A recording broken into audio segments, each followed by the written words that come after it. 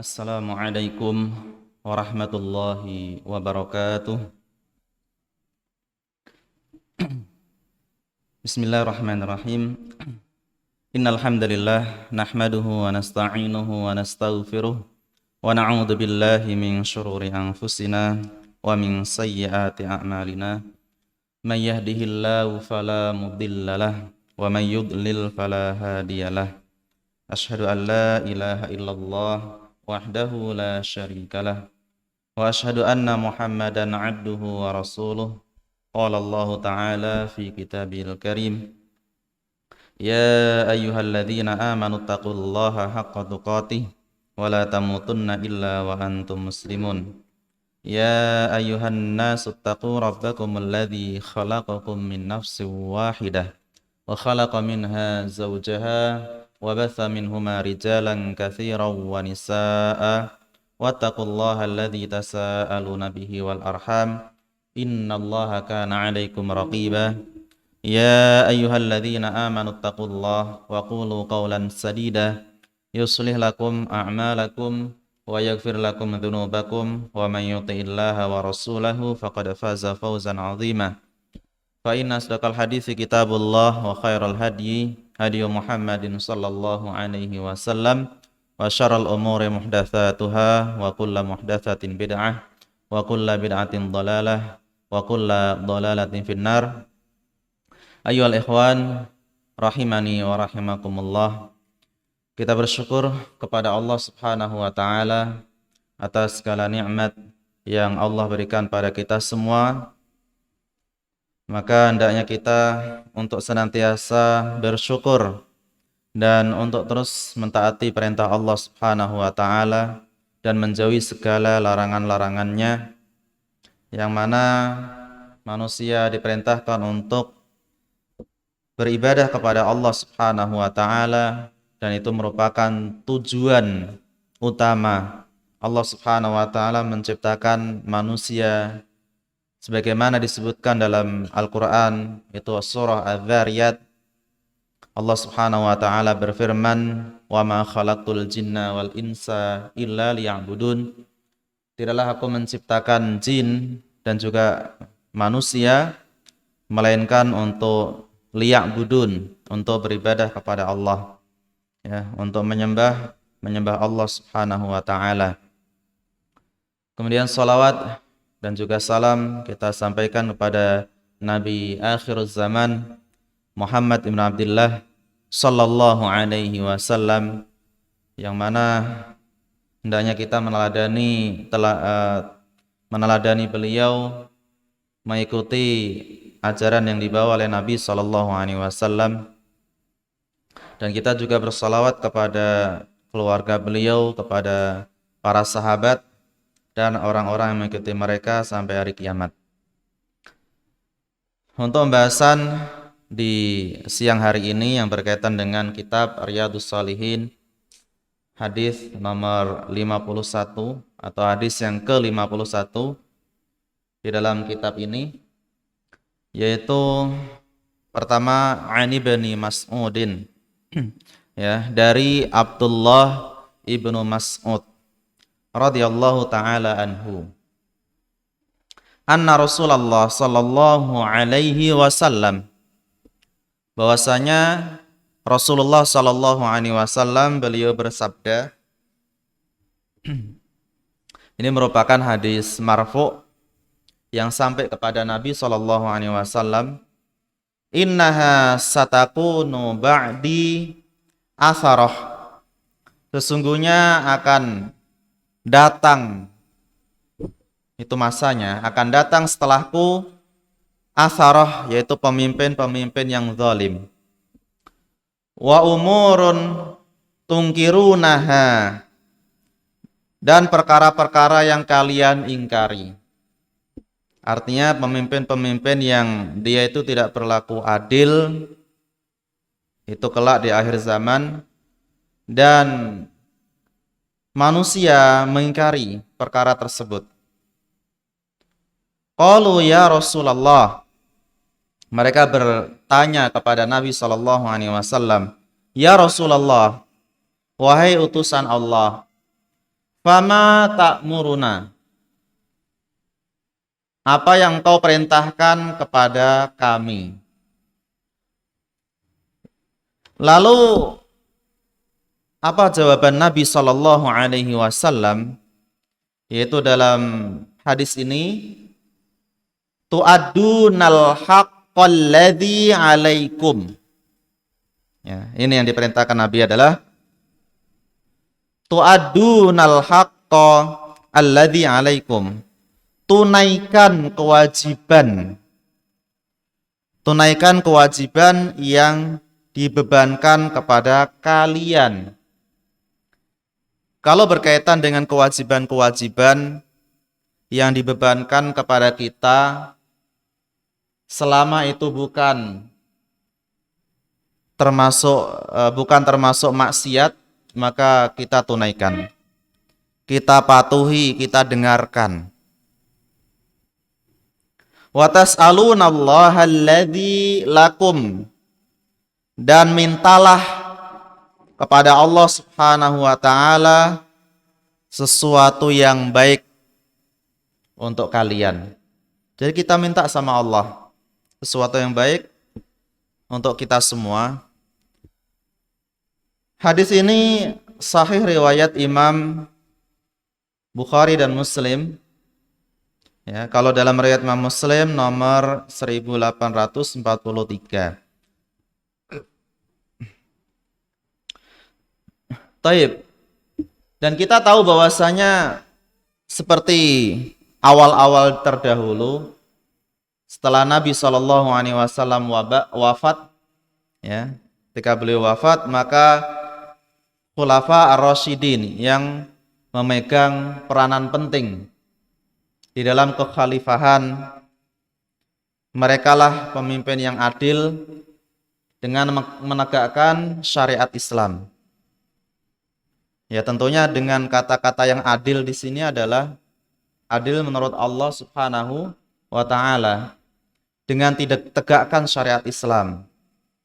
Begitu pula merintahkan kepada kaumnya untuk beribadah kepada Allah. Begitu pula dalam urusan kenegaraan, ya, urusan kepemimpinan juga diiringi dengan majelis syura. Begitu pula intinya apa saja yang di dalam syariat Islam itu ditegakkan, sehingga keadilan itu berjalan. Dan ini bisa kita lihat ketika di masa-masa Khulafa ar-Rasyidin. Bahkan termasuk di masa Daulah Islamiyah, seperti di masa Daulah ini Umayyah, Daulah Abbasiyah, dan sebagian setelah itu, intinya ada yang menegakkan syariat Islam. Begitu pula dalam ajaran-ajaran Islam ditegakkan semua.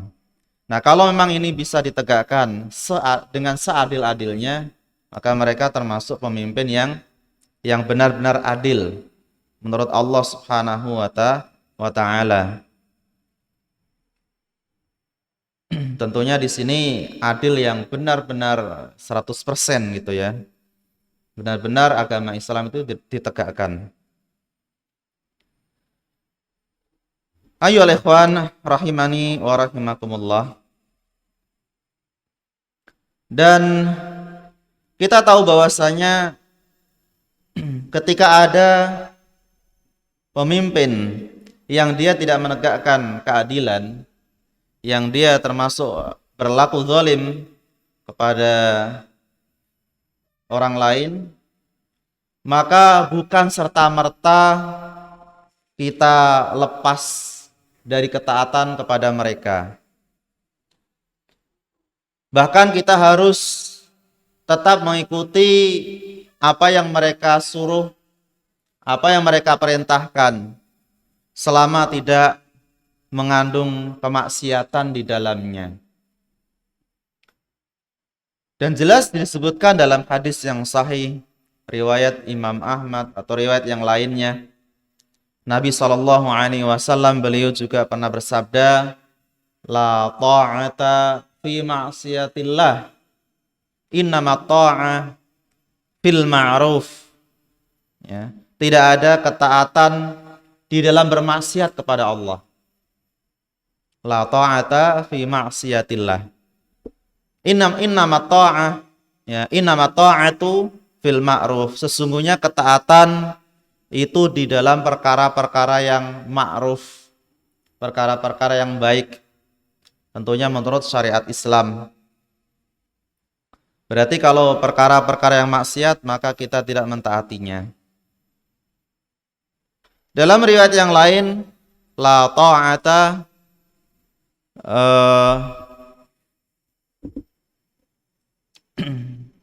tidak ada ketaatan kepada Allah, ya, dalam tidak ada ketaatan kepada pemimpin, ya, berkaitan dengan kemaksiatan kepada Allah Subhanahu wa ta'ala. La ta'ata fi ma'siyatil khaliq, ya. La ta'ata fi ma'siyatil khaliq.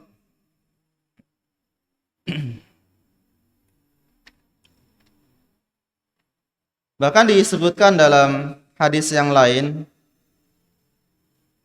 as-sam'u wa ta'atu 'alal mar'il muslim fima ahabba wa kariha ma lam yu'mar bima'siyatin, ya, ma lam yu'mar bima'siyatin fa idza umira bima'siyatin fala sam'a wala ta'ata.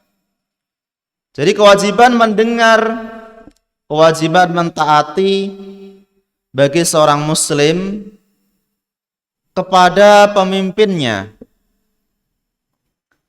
baik itu yang dia senangi maupun yang ia benci, tetap ditaati selama tidak memerintahkan kepada maksiat.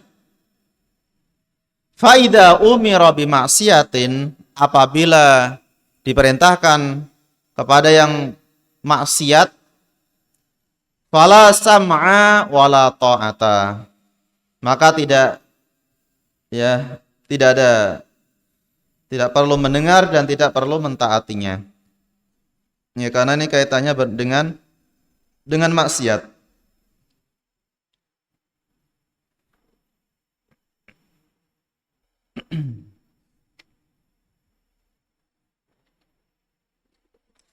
Baik, berkaitan dengan hadis yang tadi, yaitu jikalau ada pemimpin-pemimpin yang zalim, maka tetap kita menunaikan kewajiban, ya, yang dibebankan oleh pemimpin kepada kita semua.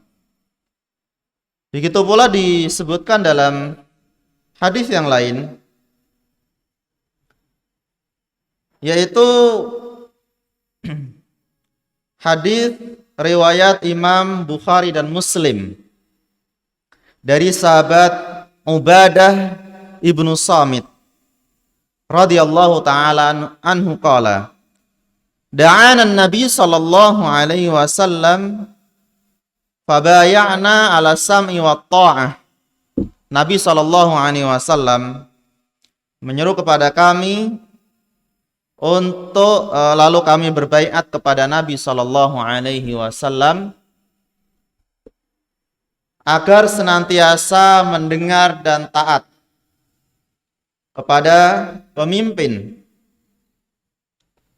baik itu fi mangsyatina wa mukrahina wa usrina wa yusrina, baik, ya, ketika kita dalam keadaan terpaksa, mukrah, ataupun dalam keadaan tidak terpaksa, maka kita harus tetap mentaatinya. Baik ketika kita dalam keadaan al-usr, sulit, maupun dalam keadaan mudah, maka tetap mentaati. Wa atharatu alaina wa alla nunazi'al amra ahlahu illa antarau kufran bawahan indakum minallahi fihi burhan. Tetap mendengar dan taat kepada pemimpin alaina, yang dia menzolimi atas kita, sampai pun dia menzolimi. Kalau tidak menzolimi, jelas kita harus mentaatinya. Kalau dia menzalimi, tetap juga mentaatinya. Ya. Dan hendaknya tidak melepas kepada ketaatan. Meskipun dia atharah, pemimpin yang zalim, illa antarau kufran bawahan, kecuali engkau melihat kekufuran yang nyata, kekufuran yang jelas, yang mana kalian memiliki bukti di hadapan Allah Subhanahu wa ta'ala. Kalau sudah jelas kekufurannya, sudah nyata, maka hal ini kita tidak mendengar dan taat. Dikecualikan kalau mengandung madarat yang lebih besar daripada maslahatnya. Nah, kalau sudah kaitannya ini, maka tetap kita mentaatinya. Ya. Karena mempertimbangkan antara maslahat dan madarat. Mungkin seperti kita tinggal di negeri-negeri yang kafir, pemimpin-pemimpin yang kafir, ya, di penjuru bumi. Di situ ada masyarakat yang komunitasnya Muslim, meskipun dia minoritas, tapi tetap mentaati kepada pemimpinnya. Dan kita bisa melihat sendiri, mereka tetap mentaati pemimpinnya. Dikarenakan apa? Dikarenakan adanya pertimbangan, yaitu maslahat dan madarat. Ya, maslahat dan madaratnya.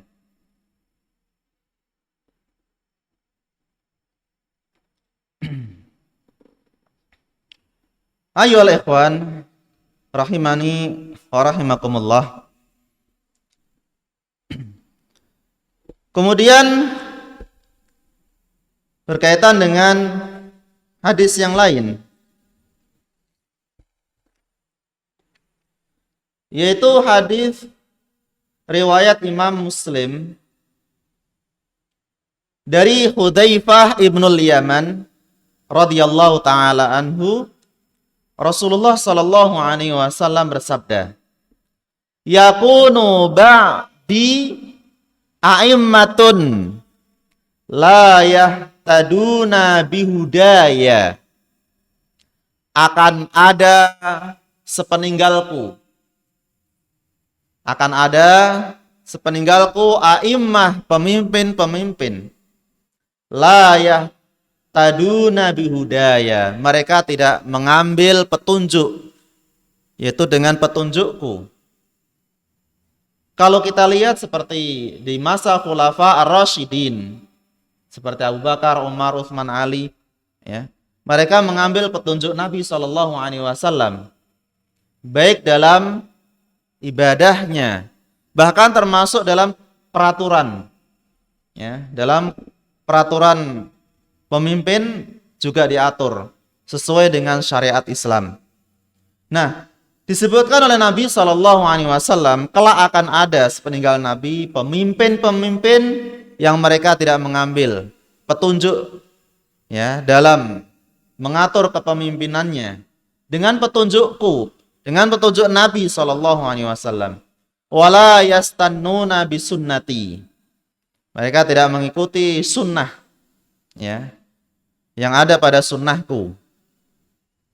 Kita lihat dalam Al-Quran dan hadis sangat banyak sekali berkaitan dengan ibadah diri sendiri, bahkan termasuk dalam hal-hal yang lain. Dalam penegakan hukum Islam, ini juga diatur di dalamnya.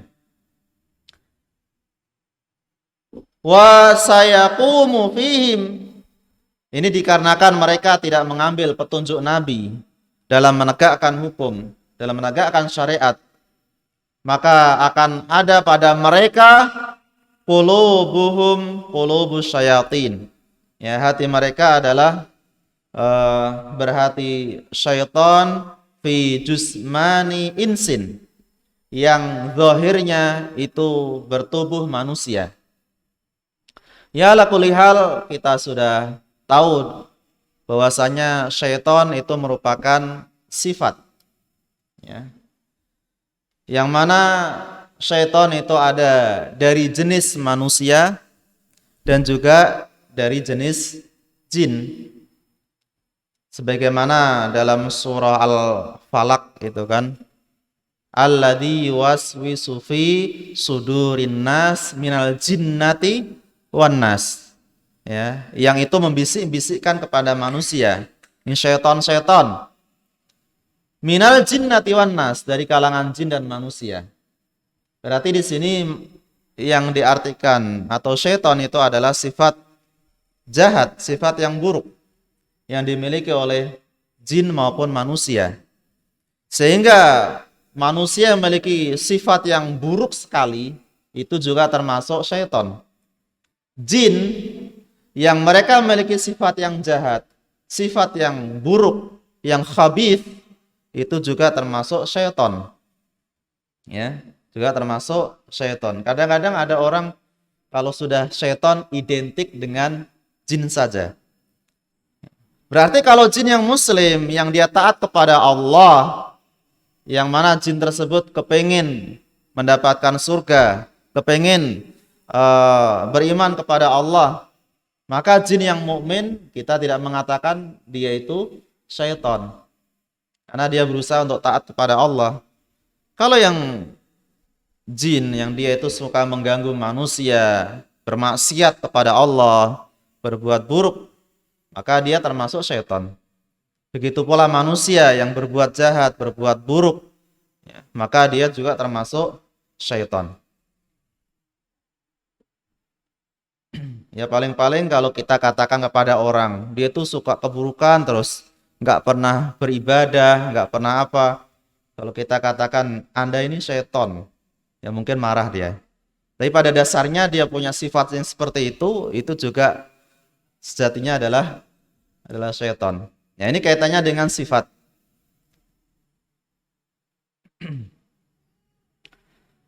Taib. Nah, di sini disebutkan hati mereka adalah berhati syaitan. Berarti ini untuk pemimpin-pemimpin yang buruk, yang jahat. Ya. Dan jenis atau jasadnya adalah berjasad manusia. Lalu sahabat Hudzaifah ibnul Yaman, beliau bertanya kepada Nabi, "Kaifa asna'u ya Rasulullah?" Bagaimana? Ya, apa yang saya perbuat kalau misalnya menjumpai pemimpin seperti itu, yang jahat, yang buruk, ya, kelak di akhir zaman, apa yang bisa kami lakukan? Apa jawaban Rasulullah sallallahu alaihi wasallam? Tasma wa tuti lil amir. Dengarkan dan taati. Tetap saja, dengarkan dan taati kepada amir tersebut, kepada pemimpin tersebut. Wa in daruba dhahruka. Tidak hanya itu saja. Tidak hanya dia berbuat zalim, sampai-sampai berpengaruh kepada kalian, yaitu duriba dhahruka, kalian dipukul punggung kalian. Itu kalau kezaliman berarti kan dia sendiri, ya, melakukan kezaliman dia sendiri. Ini tidak sampai kepada pengaruh pada kalian, kalian dipukul. Wa ukhidha maluka, sampai harta kalian diambil, dirampas. Fasma wa ati', kata Nabi sallallahu alaihi wasallam, tetap dengarkan dan taati. Ya, dengarkan dan taati. Hadis ini sahih riwayat Imam Muslim.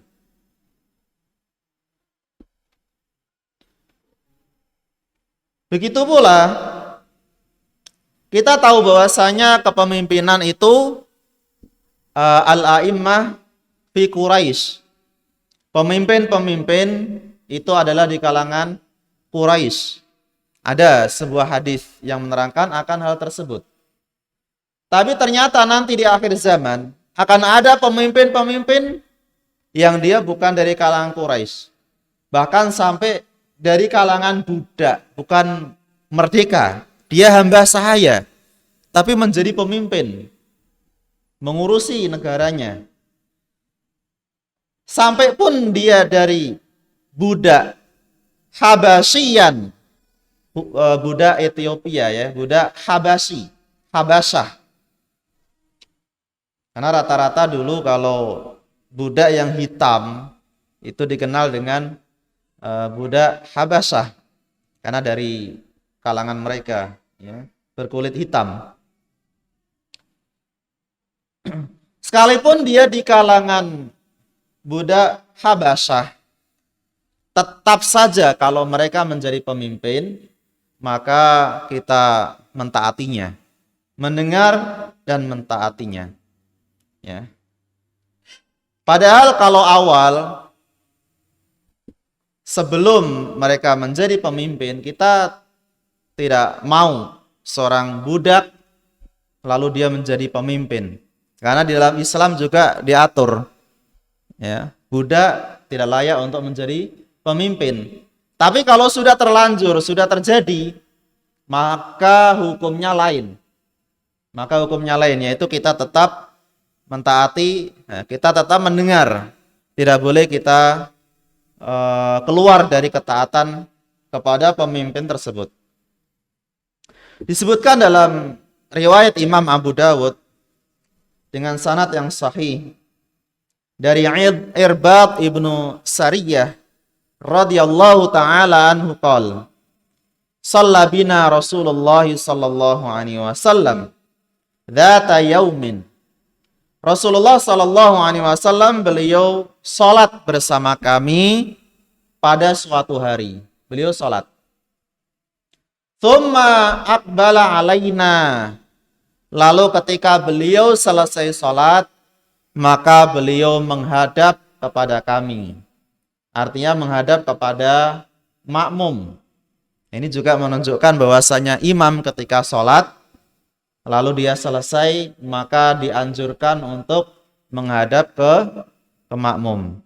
Ya, dengan hadis ini, ya, tsumma aqbala alaina, Nabi menghadap kepada kami. Meskipun di sini dalam pembahasan fikih, ya, hukumnya termasuk sunnah. Ya, hukumnya termasuk sunnah. Kalau misalnya imam tetap menghadap kiblat, maka tidak membatalkan sholat.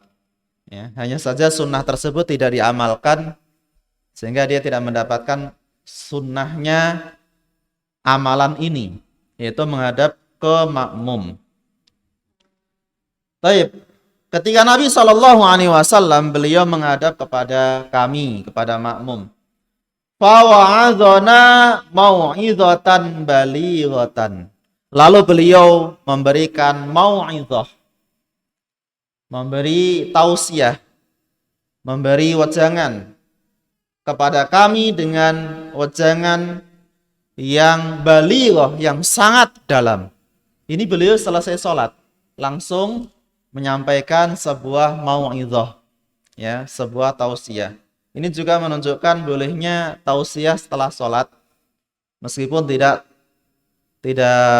sesering mungkin, tapi sesuatu yang ada hajah, ada kebutuhan, ya, itu bisa dilakukan. Dan Nabi kadang-kadang beliau memberikan tausiah itu setelah sholat. Nah, di sini fawa'adzona mau'izatan balighatan. Beliau ketika selesai sholat menghadap kepada kami, lalu beliau berikan mau'izah, ya, mau'izah itu tausiah yang baik. Dzarafat minha al-uyun, yang membuat kami berlinang air mata. Artinya benar-benar itu sebuah tausiah yang berisi tentang ilmu, yang membuat para sahabat itu menangis. Wajilat minhal qulub, bahkan membuat hati kami bergetar. Ya. Ini juga menunjukkan bahwasanya para sahabat Nabi itu, ya, sangat lembut hatinya, mudah menangis ketika diingatkan dengan suatu peringatan dari Nabi Shallallahu Alaihi Wasallam. Faqala qailun, ketika itu ada yang bertanya, ya Rasulullah, ka'anna hadhi mau'izatun muwadda. Ya, seolah-olah ini adalah mau'izah yang terakhir. Nabi Shallallahu Alaihi Wasallam, ya, Beliau bersabda, usikum bitaqwallah. Saya wasiatkan kepada kalian untuk bertakwa kepada Allah Subhanahu wa taala, wasam'a wa ta'ah, dan untuk senantiasa mendengar dan taat kepada pemimpin. Wa in abdan habasyian, meskipun yang memimpin kepada kalian adalah dari kalangan budak, ya, hamba sahaya, habasyian, dari Habasyah. Ini seorang hamba, dia memimpin. Yang dipimpin adalah orang-orang yang merdeka. Biasanya hamba sahaya itu kan disuruh-suruh. Tidak layak untuk memimpin orang yang merdeka. Tapi ini kalau seandainya ada, tetap saja kita tidak boleh keluar dari ketaatan kepada pemimpin. Meskipun kondisinya pemimpinnya adalah dari kalangan hamba sahaya, habasyian. Disebutkan oleh para ulama berkaitan dengan penjelasan hadis di atas, yaitu untuk senantiasa taat kepada pemimpin. Al-Imam An-Nawawi rahimahullahu taala dalam syarh Sahih Muslim, beliau berkata, ajma'al ulama, ya, para ulama bersepakat atas wajibnya mentaati pemimpin fi ghairi maksiatin, selama tidak menyuruh kepada maksiat. Wa ammal khuruju alaihim wa qitalihim faharam. Adapun keluar dari ketaatan kepada mereka, ini kalau keluar atau memerangi mereka, faharamun bi isma'il muslimin, maka hukumnya haram dengan kesepakatan kaum muslimin. Ya, padahal ini termasuk pemimpin yang zalim sekali. Selama dia masih muslim, masih menegakkan salat, mendirikan salat, maka tetap ditaati.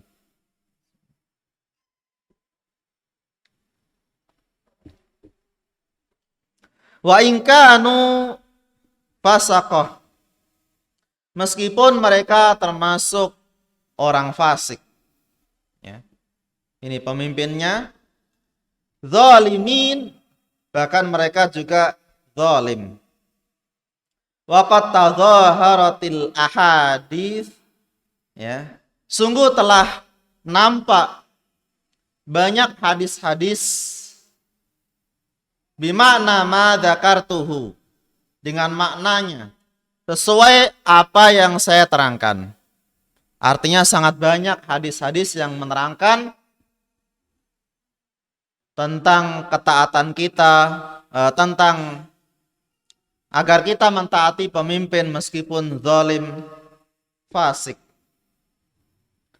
Wa asma'a ahlus sunnati ala annahu la yan'azilu sultan bil fisqi, dan para ulama Ahlussunnah wal Jamaah mereka bersepakat untuk tidak memberontak kepada pemimpin meskipun dia zalim atau meskipun dia fasik, ya, tetap kita tidak boleh memberontaknya.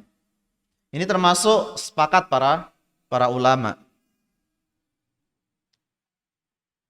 Dan kita tahu seperti di masa Imam Ahmad bin Hanbal, beliau berada di penjara, ya, ketika di masa Al-Mu'tasim, kemudian Al-Wasit. Tapi beliau tidak merintahkan kepada manusia untuk memberontak. Tidak merintahkan pada manusia untuk keluar dari ketaatan. Tidak. Padahal saat itu adalah pemimpin yang zalim.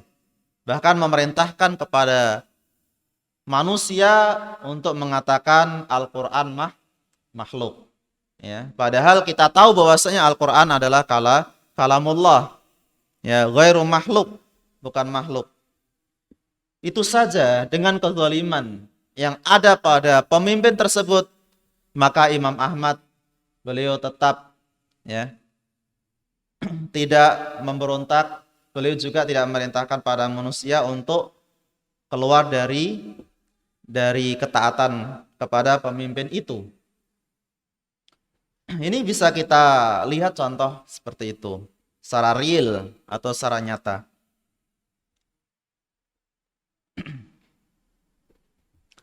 Taib. Al-Imam Ibnu Hajar Al-Asqalani dalam kitabnya Fathul Bari, ini termasuk syarah Sahih Al-Bukhari. Fil hadithi hujjatun fi tarkil khuruji. Di dalam hadis terdapat hujjah, terdapat dalil, yaitu fi tarkil khuruj ala sultan, tentang atau dilarang kita keluar dari ketaatan kepada pemimpin. Walau jar, meskipun pemimpin tersebut zalim, kita tidak boleh meninggalkan ketaatan itu. Wa qad ajma'al fuqaha ala wujubi ta'ati sultan al-mutaghallib. Bahkan para ulama, para ahli fikih, para fuqaha, mereka juga sepakat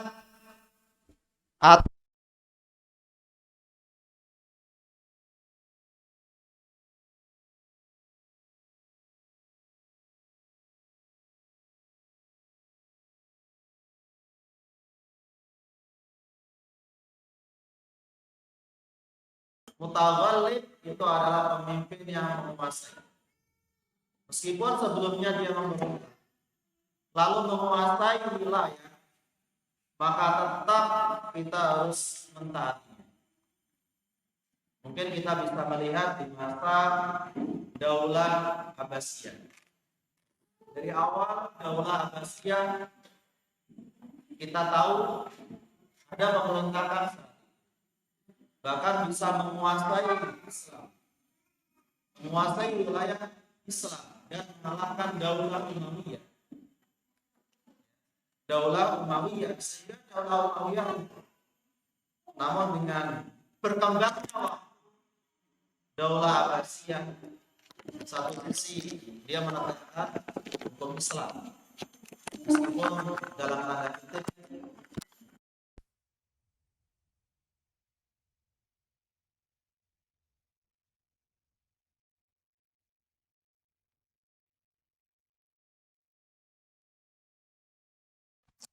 tapi tetap meskipun dia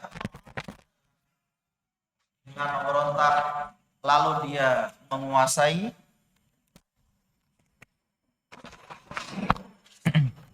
maka dari awalnya dia menguasai dan bisa menjadi penguasa, maka kita hendaknya tetap untuk mentaatinya. Di sini berkaitan dengan pemimpin yang al-mutaghallib, yang dia bisa menguasai. Ya tentu kalau di dalam memberontak ini dilarang. Ya, memberontak kepada pemimpin dilarang. Kalau seandainya hal itu terjadi, ada di antara selain umat Islam, atau misalnya di kalangan umat Islam sendiri, mungkin ada di antara mereka yang berbuat kesalahan, dia memberontak. Itu pun kalau dia menguasai wilayah, maka tetap kita mentaatinya selama tidak merintahkan kepada maksiat. Ya. Karena kita bisa mengambil ibrah seperti di kalangan Daulah Abbasiyah. Wal jihadu ma'ahu, bahkan kita juga berjuang untuk bersama mereka selama mereka masih muslim dan mereka masih menegakkan sholat. Wa in ta'atuhu khairun minal khuruji alaihi.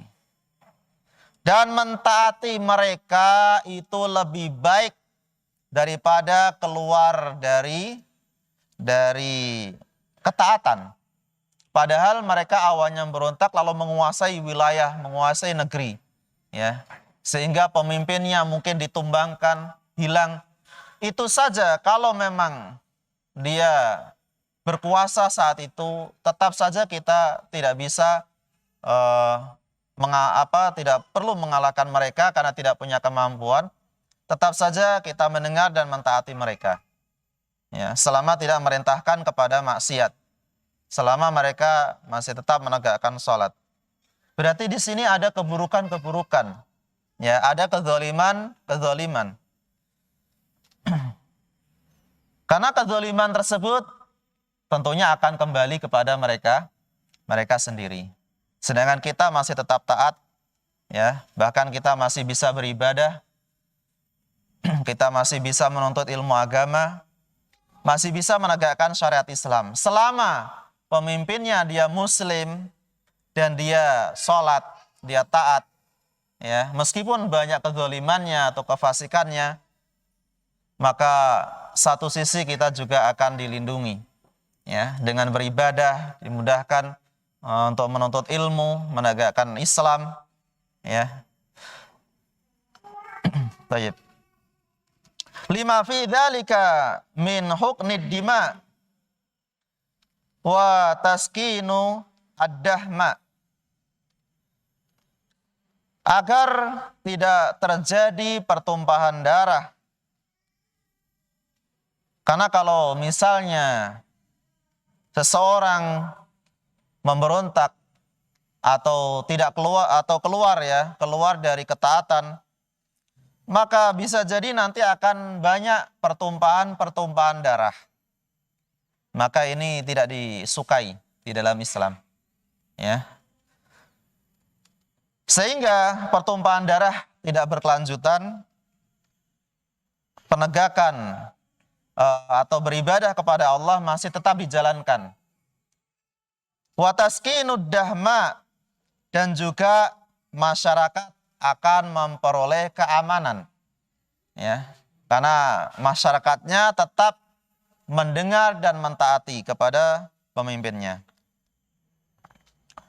Qala Abul Hasan Al-Asy'ari rahimahullah fi risalati ila ahli tsaghar, di dalam risalah, ini nama kitabnya, Risalah ila ahli tsaghar, ya, Abul Hasan Al-Asy'ari, yang dulunya kita tahu, ya, beliau dari kalangan Mu'tazilah, lalu pada akhirnya beliau kembali ke Ahlussunnah wal Jamaah, dan beliau memiliki kitab namanya Al-Ibanah fi Usulid Diyanah, yang itu isinya tentang akidah yang benar, akidah yang sahih, mengikuti Imam Ahmad bin Hanbal atau akidahnya Ahmad bin Hanbal. Ya, beliau rujuk kepada Ahlussunnah wal Jamaah. Itu di akhir hayat beliau. Taib, Al-Imam Abul Hasan Al-Asy'ari rahimahullah, beliau mengatakan dalam kitabnya Risalah ila ahli tsaghar, wa ajma'u ay al-ulama, bahwasanya para ulama telah bersepakat ala sam'i wa ta'ah, untuk mendengar dan taat kepada a'immatil muslimin. Taat kepada siapa? Kepada pemimpin-pemimpin kaum muslimin.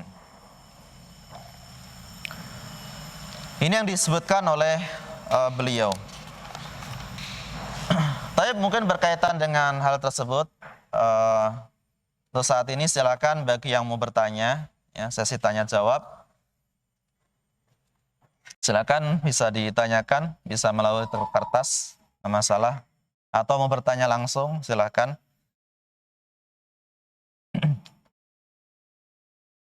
Maka dari situ disebutkan oleh Syekhul Islam dalam kitabnya Majmu' al-Fatawa, as-sabru ala jawril a'immah aslun min usuli ahli sunnah wal jamaah. Ya, bersabar kepada kezaliman pemimpin-pemimpin itu termasuk aslun, ya, asal dari usul ahlussunnah wal jamaah, dasar dari dasar-dasar ahlussunnah wal jamaah. Ini menunjukkan bahwasanya kesabaran itu perlu. Bahkan kita semua diperintahkan untuk bersabar. Sampai kapan kita bersabar kepada pemimpin yang zalim? Maka jawabannya adalah dijawab oleh Nabi SAW di sini. Fasbiru hatta talqauni alal haud. Hendaklah kalian bersabar sampai kalian menjumpaiku di telagaku.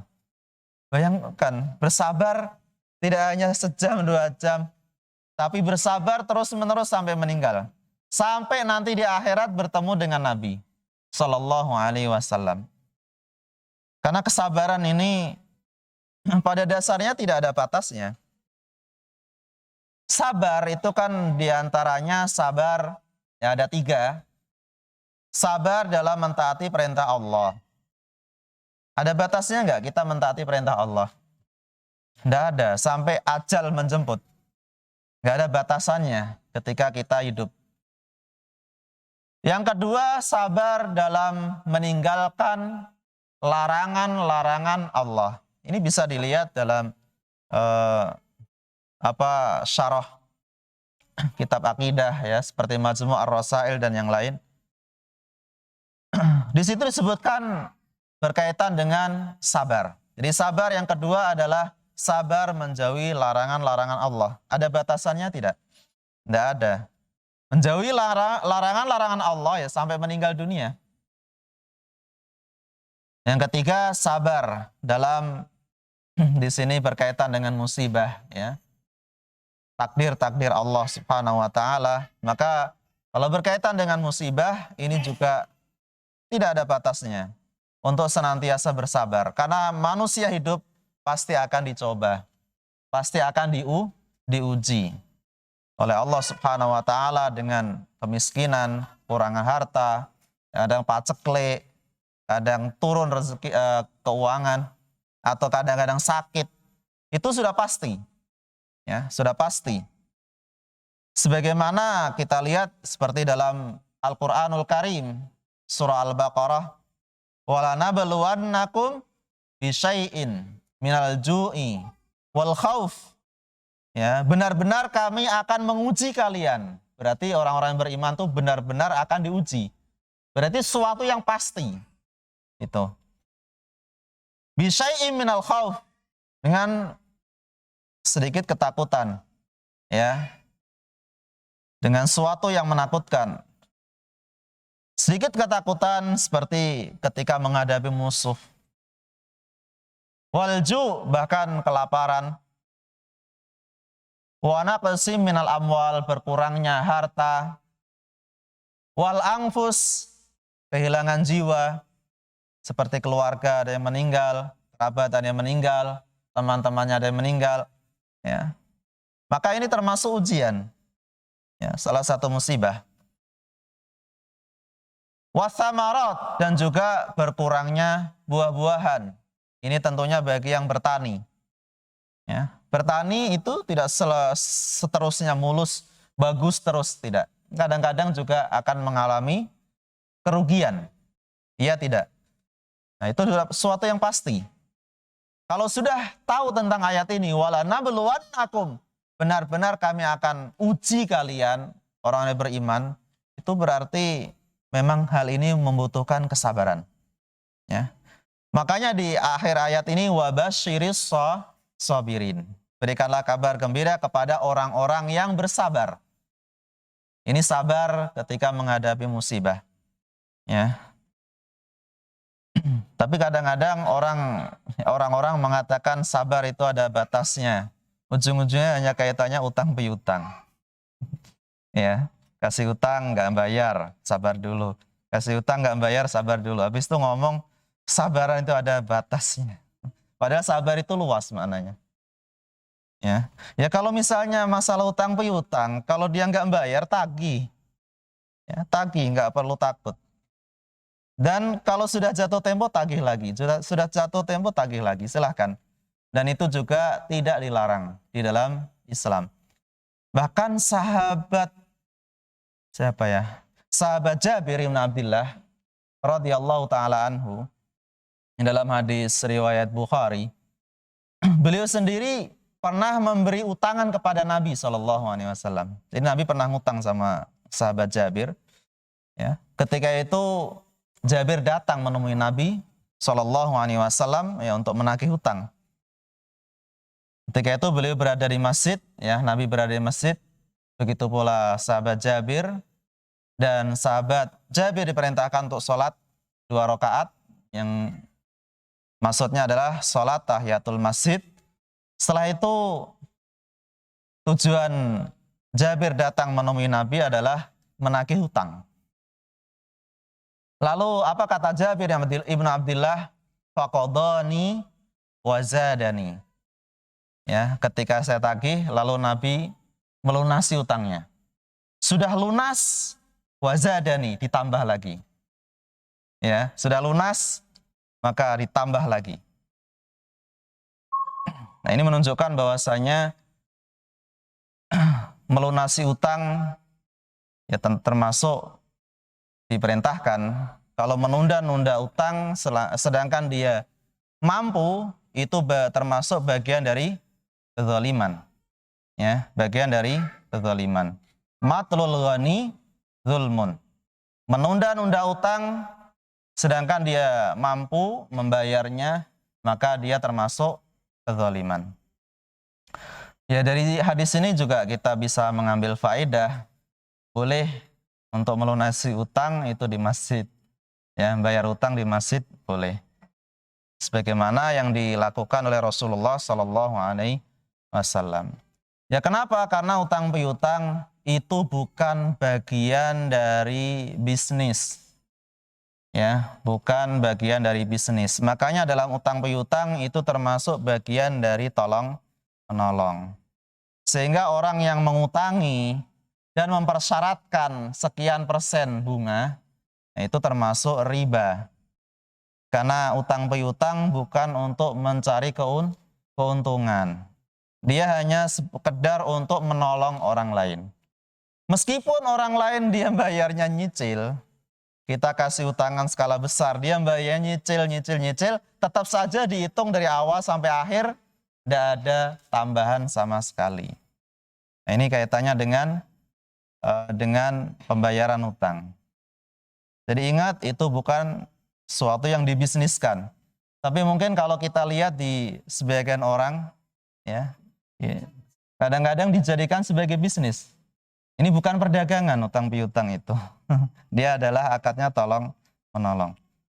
Ya, dari hadis ini juga menunjukkan kalau sudah lunas, utangnya sudah lunas, boleh ditambah. Tapi syaratnya harus lunas dulu. Ya, kalau nggak lunas, belum, ini untuk dikasih, padahal dia sendiri punya utang, ini nggak boleh.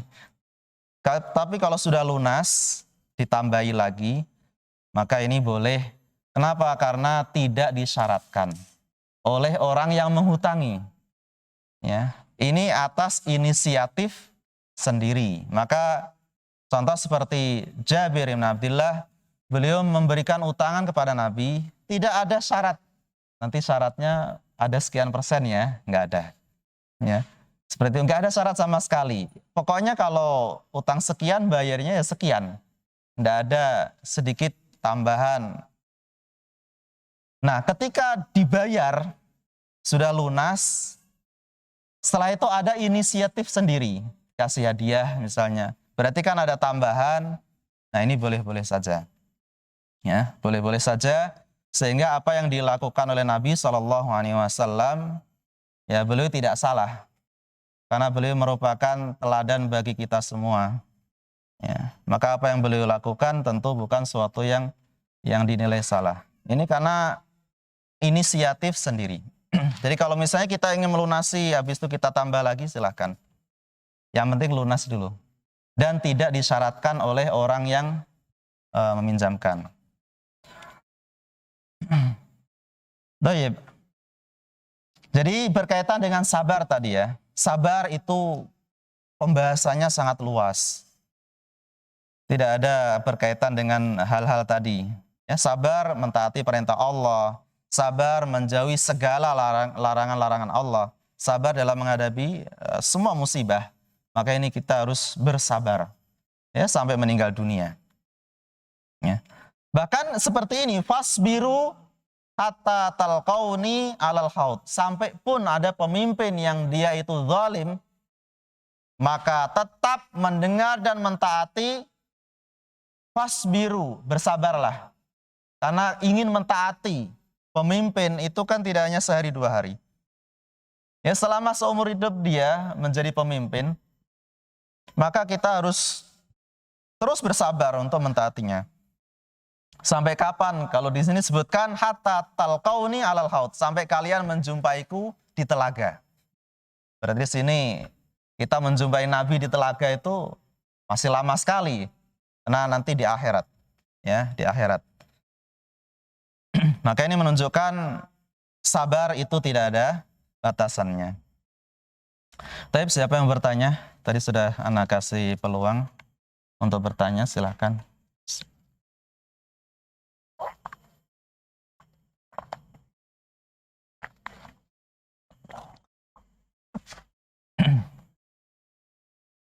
Ya, silahkan tanya apa saja bolehlah ya. Tidak harus sesuai dengan tematik tema. Mungkin tanya tentang apa, akidah, fikih. Ya, silahkan. Nah.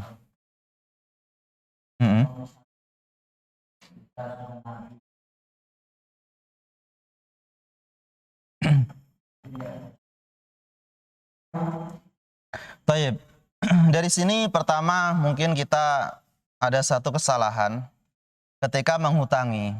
Ya, kalau mungkin mengutangi 1.000, 2.000 biasanya dilamain pun biasa saja ya.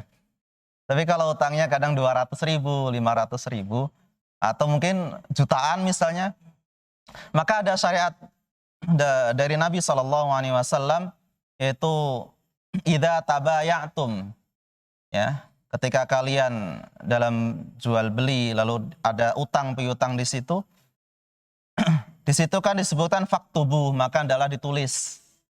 Utang piutang hendaknya ditulis. Sampai-sampai wasyahidu, ya, adalah ada saksi dengan 2 saksi laki-laki. Jadi kalau misalnya utangnya skala besar untuk berobat, misalnya 10 juta, maka ya buatlah surat perjanjian. Ya, di situ ada materai, diketik, ditandatangani, tulis. Habis itu ada saksinya. Ketika orang yang berutang tadi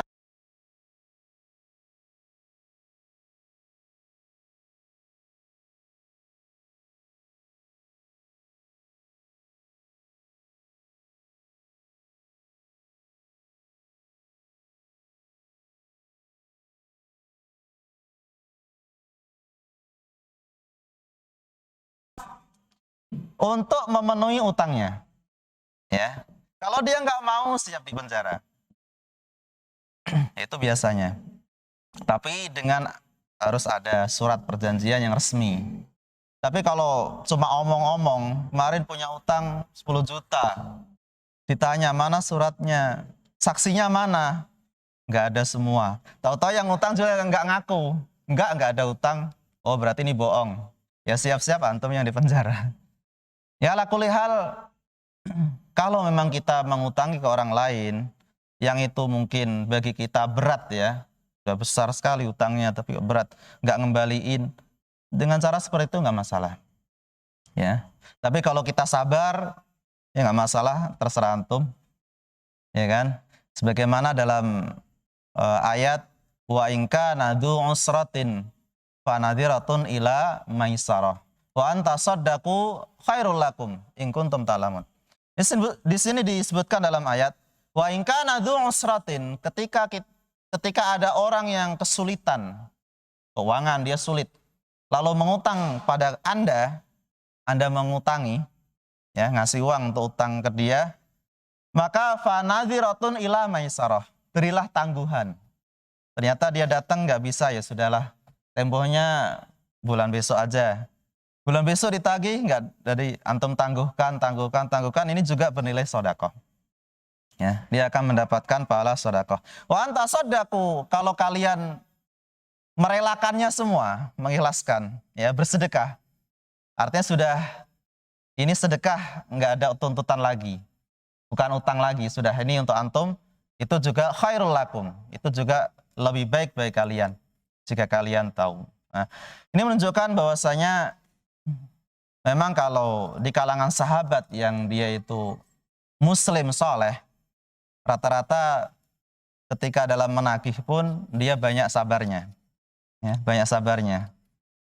Berbeda mungkin seperti ya kita dapati ada di kalangan Arab Badui misalnya, atau sahabat yang tidak begitu dikenal, ya, sampai Nabi pun berutang kepada mereka, itu pun dengan cara memaksa.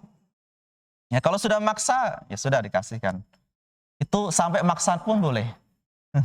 Ya, sampai maksa pun boleh. Bahkan Nabi sendiri pernah dipaksa oleh orang lain karena Nabi punya utang piutang. Ya, saat itu Nabi melunasi utangnya. Jadi kesimpulannya adalah, ya kalau misalnya kita tahu dia ini orangnya susah bayar, tapi dia butuh, kita kasihan. Tapi sudah tahu dia ini kalau ngutang diprediksi kuat dia nggak bayar gitu. Maksudnya nggak bayar segera, akan ditunda sampai setahun gitu. Udah jelas, kadang-kadang kita bisa melihat keadaan orang masing-masing bisa. Ya, maka antum juga boleh antum mengutangi, boleh juga enggak. Misalnya, enggak, kami enggak mau ngutangi, enggak pernah bayar, enggak masalah. Meskipun habis itu banyak omongan di belakang. Orang ini ngomongnya gini-gini pedes gitu ya. Ya biar, itu kalau misalnya kita membiarkan seperti enggak masalah juga. Jadi hak kita untuk meminjamkan, dan hak kita juga tidak meminjamkan, itu hak antum semua. Tapi kalau misalnya dia sudah biasa, mudah lah dalam utang piutang, dia ngutang temponya sebulan benar-benar dibayar. Kalaupun minta tempo bulan kedua langsung dibayar, dan sering seperti itu terus, ya, maka silahkan antum juga bisa mengutangi lagi atau enggak, itu terserah antum. Ya, cuma ini untuk peringatan pada kita, kalau memang kita tahu bahwasanya dia itu susah untuk membayar utang, ya, maka saya tekankan nggak ada istilah rasa nggak enakan. Ya, nggak ada rasa nggak enakan. Ya terserah antum mau ngutangi silakan, nggak ya silakan. Nah, seperti itu. Nah, pakai jaminan maka ini termasuk gadai ya. Untuk jaminan boleh, silakan dengan jaminan kalau ingin menggunakan hal itu, atau tanpa jaminan pun nggak masalah. Ya. Tapi ingat, dalam aturan gadai jaminan ini juga banyak yang salah dalam menerapkannya. Pertama, ada orang mau ngutangi. Mau berapa misalnya? Mau 50 juta, ya sudah. Sertifikat dikasihkan. Kasih 50, tahu-tahu digarap juga. Sertifikat sudah dibawanya, tanahnya digarap, dimanfaatkan, boleh nggak nih? Ya nggak boleh. Ya, sebagaimana dalam kaidah kullu qardin jarra manfaatu fahuwa riba. Ya, setiap utang piutang yang dia mengambil manfaatnya, maka ini riba. Maka nggak boleh kita kelola, nggak boleh. Ya, antum cuma megang suratnya saja cukup. Ya. Kalau yang mengelola biarlah dia, ya. Tapi sebagian orang nggak, dia garap. Hasilnya lumayan. Ini 50 juta untuk jangka waktu 5 tahun. Sedangkan dia garap tanahnya sekali panen sudah separuh hasilnya. Misalnya 25 juta atau mungkin seperempatnya. Baru 4 kali garap sudah 50. Untung dia. Sedangkan ini utangnya masih 50. Dapat untung dari sini juga. Malah mungkin masih terus digarap terus, untung lagi. Terus. Jadi ujung-ujungnya bisnis. Nah, ini yang sering kita dapati. Maka menggunakan jaminan ini juga ada aturan-aturannya. Ada aturan. Tidak hanya itu, kadang orang pertama menggunakan kesempatan manfaatin untuk menggarap, ya, ngasih jaminan. Habis itu digarapin terus. Utangnya nggak dilunasin. Yang kedua, kadang-kadang ketika dia sudah nggak bisa membayar, ya nggak bisa membayar, langsung jaminan tanah tadi diambilnya, dijualnya. Hasilnya dia pakai semuanya. Ini juga nggak boleh. Kalau misalnya sudah kasih tempo berkali-kali nggak mau bayar, memang benar-benar nggak mau bayar, bukan nggak mau nyicil juga nggak. Kalau nyicil masih mending ya. Ini nyicil nggak mau apa-apa, langsung dijualnya. Karena tanah harganya ratusan juta. 300 misalnya, 300 juta dapat. Ujung-ujungnya 300 juta masuk kantong. Nah ini juga nggak boleh. Gimana yang benar? Yang benar kalau kita jual hasilnya 300 juta, maka ambil 50 juta untuk melunasi utang tersebut. Sisanya 250 juta dikemanain? Dikembalikan lagi sama orang yang punya tanah. Tapi sekarang enggak. Udah garap terus, kalau dia mungkin mati duluan, nah sudah cepat-cepat dijual ratusan juta juga ada hasilnya. Ada kalau dia jual udah 250 juta ini untuk keluarga yang udah meninggal, dia ngambil utangnya tadi aja 50 juta. Pernah nggak mungkin antum dapati seperti ini ya? Jarang-jarang kalau di tempat-tempat manapun ya. Kadang-kadang mesti aja kalau pakai cara seperti itu keuntungan yang dia pikir. Jadi ada aturan-aturannya dalam kita berutang dan menggunakan jaminan. Ya, tidak sembarangan juga. Tapi insya Allah kalau kita terapkan seperti ini nggak masalah juga ya. Misalnya ada orang mengutang pada kita, antum punya surat ini nggak untuk kulkas misalnya ya, utangnya berapa? Juta. Ya sudahlah, ini surat aku bawa. Nggak masalah, antum bawa itu aja. Tahu-tahu dia nggak bisa bayar, kulkasnya antum jual. Harga second. Kalau misalnya harga second cuma 1.100.000, ya sudah sejutanya untuk bayar utang 100 tetap antum kembalikan. Jangan masuk kantong semua. Berarti di sini benar-benar utang piutang itu sifatnya adalah tolong menolong, ta'awun, bukan mencari keuntungan. Baik, ini kaitannya gadai ya. Apapun yang mau digadaikan tetap saja nggak boleh ngambil keuntungan. Baik, ada yang ditanyakan lagi? Silakan bagi yang mau tanya dengan kertas silakan. Fadhol.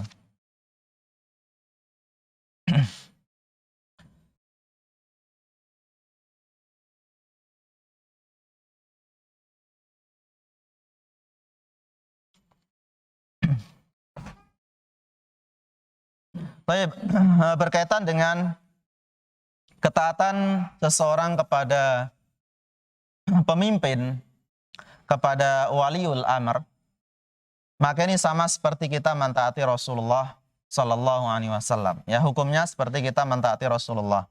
Maka yang disebutkan dalam hadis yang sahih riwayat Imam Muslim dari Abu Hurairah radhiyallahu taala anhu, kata Nabi Sallallahu Alaihi Wasallam, man ata'ani faqad ata Allah.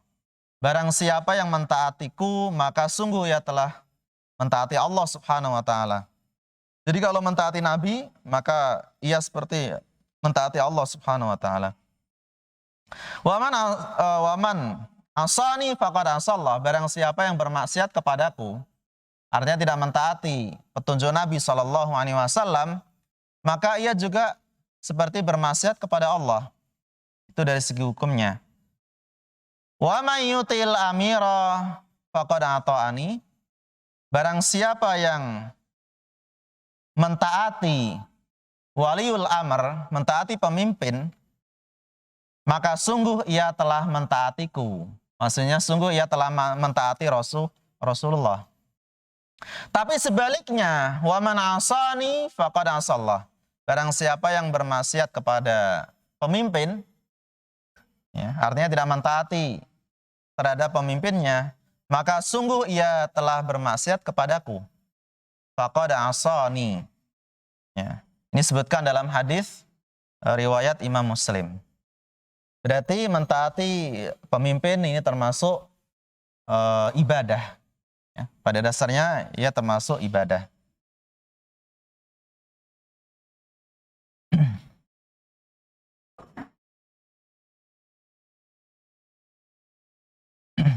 Tapi bagaimana cara kita?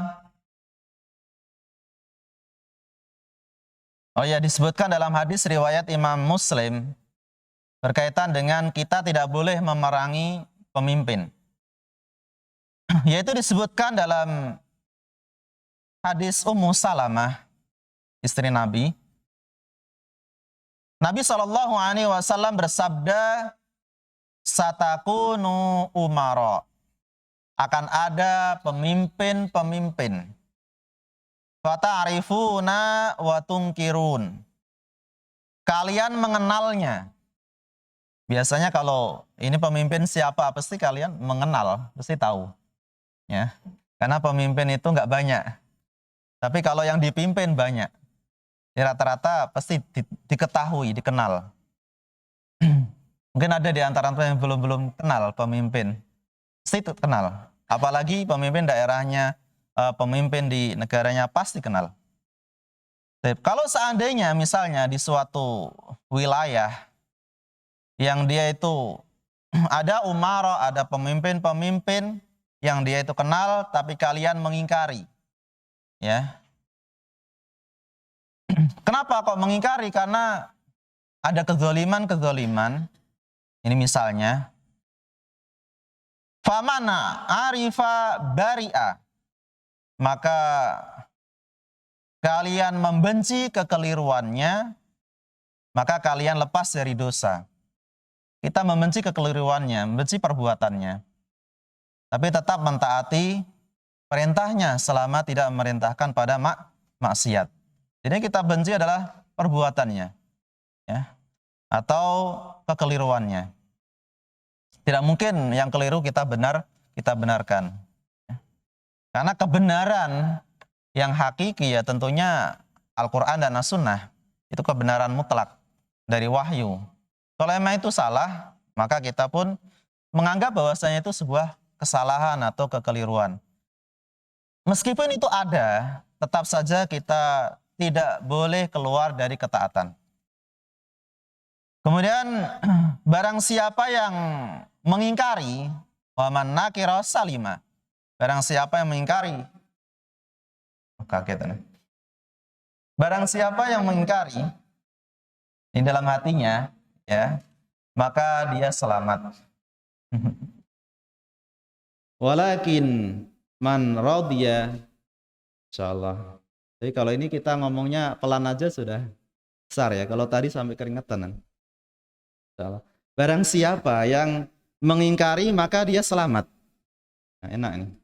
Walakin man radiya wa taba'a, akan tapi barang siapa yang ridho akan kedzalimannya, ridho akan kekeliruannya, dan mengikuti kekeliruan tersebut, mengikuti kesalahan tersebut, maka jelas di sini dia termasuk buruk ya, tidak benar atau tidak dibenarkan di dalam Islam. Sehingga kekeliruannya itu untuk dia sendiri, ya, kesalahannya untuk dia sendiri, karena kita tidak mengikuti kekeliruannya, kesalahannya. Tayyib. Dan kita bertanggung jawab terhadap diri kita masing-masing di hadapan Allah Subhanahu wa taala.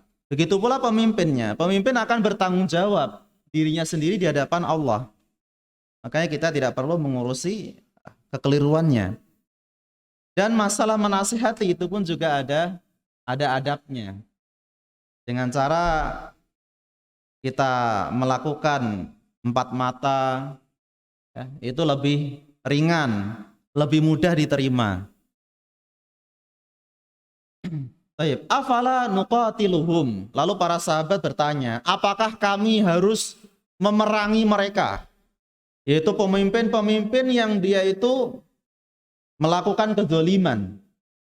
Apakah kami memerangi mereka? Kata Nabi Shallallahu Alaihi Wasallam, lah, tidak, kita tidak memerangi mereka. Ini pesan dari Nabi.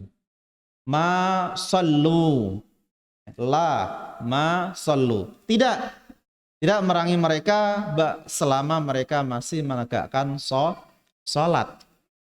Ya. Selama mereka masih menegakkan sholat, maka tetap mentaati mereka. Padahal kalau hanya sholat yang mereka lakukan, ada keburukan-keburukan lain yang sangat banyak, maka tetap kita harus mentaati mereka. Ini disebutkan dalam hadis riwayat Imam Muslim.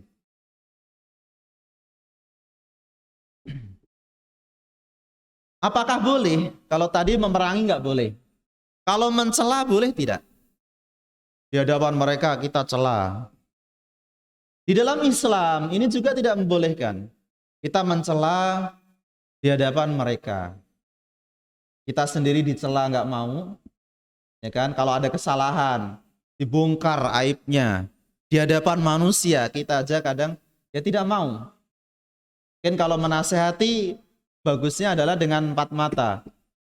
Mungkin kita lebih senang kalau dinasihati orang dalam keadaan menyendiri. Benar tidak? Benar, kalau dia menasihati menyendiri itu lebih mudah, bahkan lebih mudah kita terima. Ya. Berbeda dengan langsung di hadapannya dicela. Jelas ini satu sisi dari segi adab itu tidak masuk dalam bahasan adab. Bahkan disebutkan dalam hadis riwayat Imam At-Tirmidzi dan riwayat Imam Ahmad dari Abu Bakrah radhiyallahu taala anhu, ya, Abu Bakrah, bukan Abu Bakar ya, ini Abu Bakrah, ini sahabat yang lain. Man akraha sultan Allah akramahullah. Barang siapa yang memuliakan sultan Allah, ini sultan Allah. Sultan maksudnya adalah pemimpin, ya. Maka Allah akan memuliakan orang tersebut. Artinya adalah barang siapa yang memuliakan pemimpin-pemimpin, maka Allah akan memuliakan dia. Waman ahana sultan Allah ahanahullah. Barang siapa yang, ini sebaliknya, yang menghina sultan Allah, sebutkan sultan Allah karena dia masih mengerjakan ibadah. Ya, maka sultan Allah. Barang siapa yang menghina pada pemimpin, ahanahullah, maka Allah akan menghina dia, ya, menghinakan dia. Kemudian dalam tafsir At-Tabari, dalam tafsirnya Abu Bakar As-Siddiq, beliau pernah berkata, la tasubbus sultan. Janganlah kalian mencela sultan. Artinya janganlah kalian mencela pemimpin. Mencela saja nggak boleh.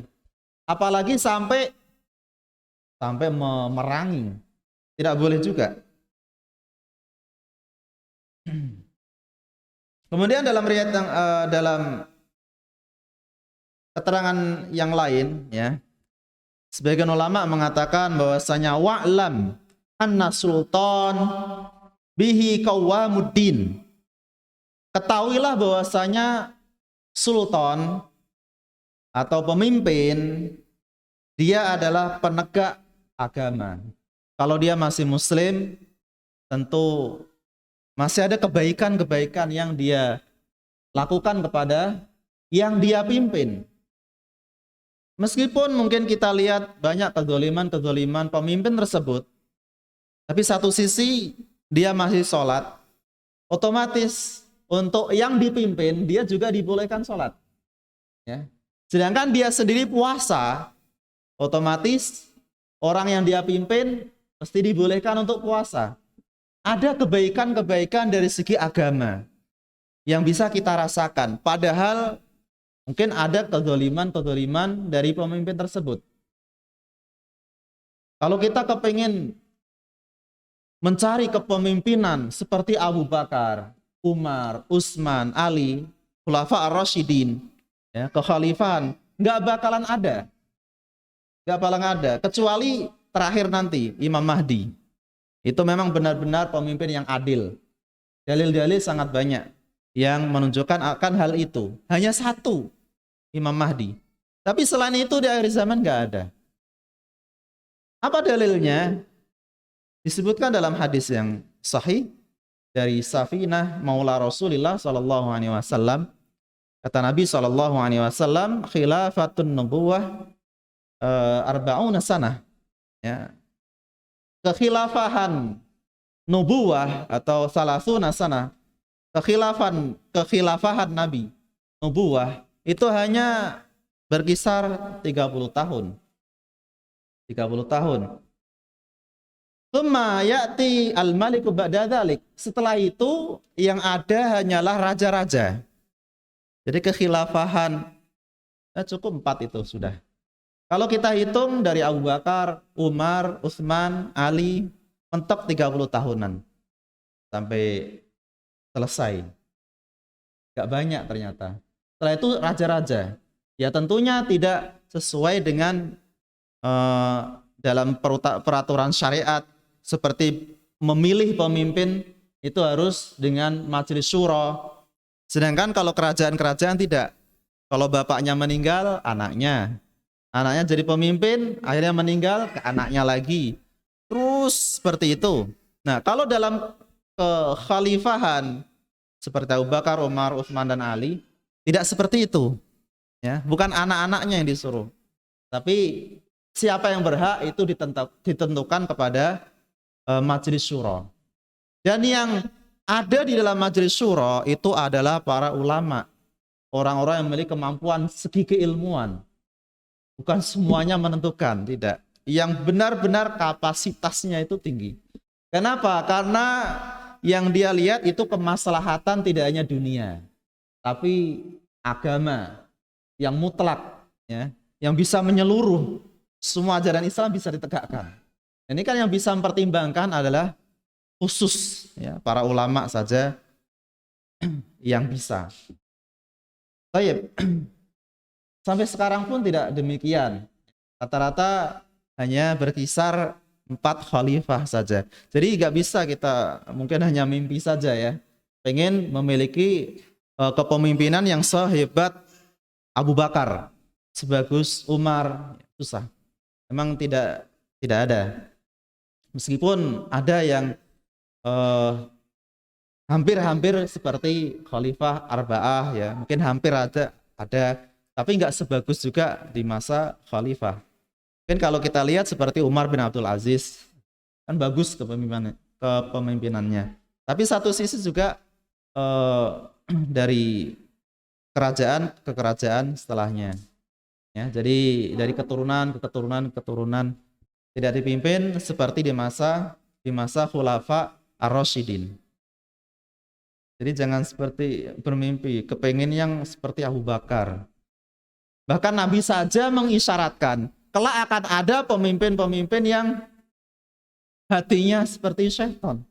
Seperti itu kan ada dalilnya. Tidak mengikuti petunjuk Nabi Shallallahu Alaihi Wasallam, pasti akan ada.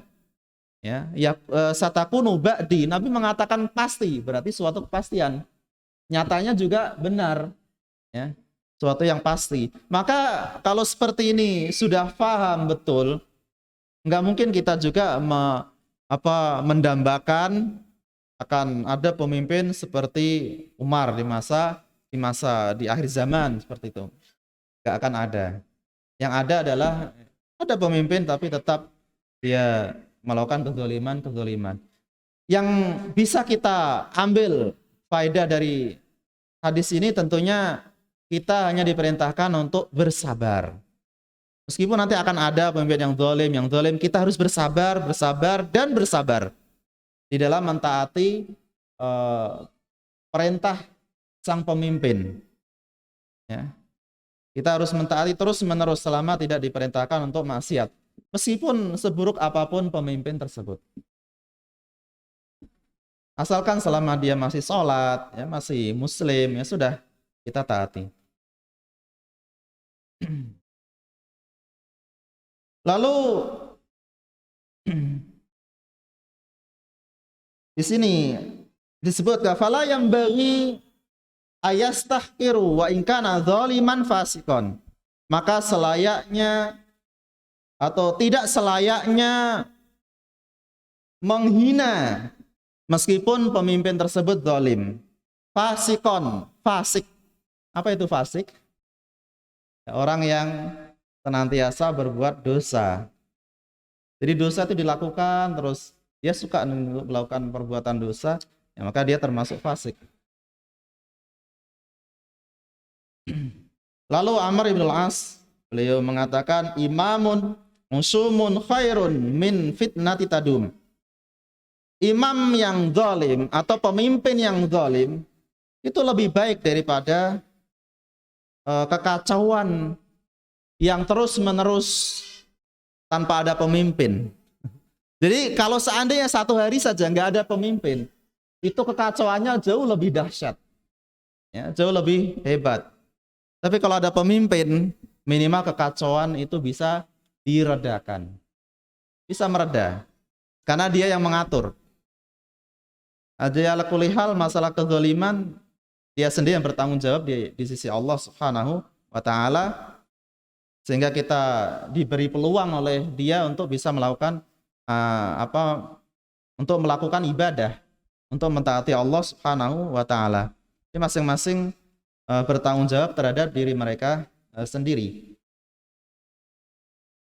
Dan di dalam mentaati atau dalam menasihati pada pemimpin, ini juga disebutkan dalam hadis riwayat Imam Ahmad. Man arada ayan sahali sultan bi amrin fala yubdilahu alaniyah. Barang siapa yang ingin menasihati terhadap pemimpin, menasihati suatu perkara, fala yubdilahu alaniyah. Ya, kata Nabi, jangan diperlihatkan secara alaniyah, rame-rame. Langsung ngomong, wahai pemimpin, Anda ini gini. Sedangkan dia di hadapan orang banyak. Itu dalam pembahasan Islam juga kita tidak diperbolehkan. Karena kaitannya dengan aib. Maka walakin liya khuda biyadihi. Tapi apa kata Nabi? Adalah kalian memegang tangannya. Kemudian fayakhlu bihi. Ajaklah dia berdua kepada kalian, ya, empat mata. Dinasihati secara diam-diam. Maka ini lebih lembut, lebih nyaman. Karena aibnya tidak diumbarkan kemana-mana. Dan kita pun juga butuh dengan nasihat orang lain. Kadang-kadang dengan nasihat yang secara berdua itu jauh lebih sakinah, lebih tenang dalam hati. Berbeda kalau dicela di hadapan orang banyak. Ya. Meskipun dalam rangka dia menasihati. Itu beda sekali rasanya. Nah ini, fayakhlu bihi, ajaklah dia untuk berdua, Anda nasihati. Fa in qabila minhu fadzaka. Jika dia menerima nasihatmu, ya, maka itu sebuah kebaikan. Ya, maka kebaikan untuk Anda, untuk dia juga, gitu ya. Tapi wa illa kana qad addalladhi alaihi lahu. Tapi kalau Anda sudah menasihati, ujung-ujungnya dia tidak mau mengikuti nasihat Anda, maka Anda sudah menunaikan apa yang Anda lakukan. Ya, Anda sudah mendapatkan pahala nasihat.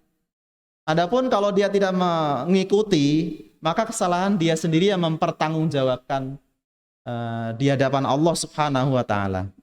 Ya, bagi kalian tidak ada dosa, tidak ada kesalahan. Karena sudah dinasihati, tapi dia sendiri nggak mau. Maka tetap kita bisa mendapatkan pahala dalam menasihati. Ini juga tidak hanya sekedar menasihati pemimpin, menasihati orang lain juga. Ya, kadang-kadang kita menasihati siapapun, terkadang dia nurut. Baik, ya, nuruti apa yang kita nasihati dengan kebenaran.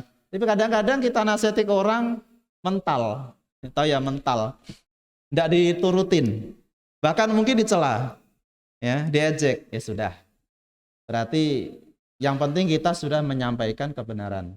Kalau dia masalah urusan dia mau nerima atau enggak, itu urusan dia di hadapan Allah.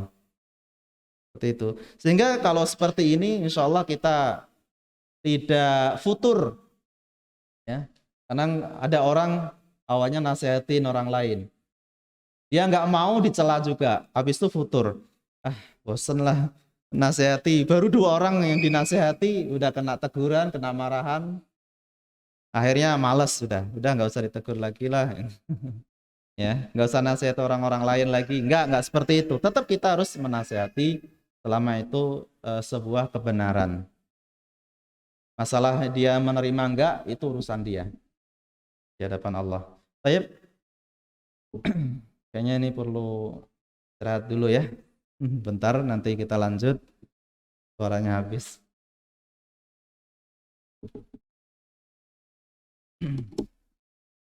Insya Allah mungkin 10 menit lagi kita lanjut.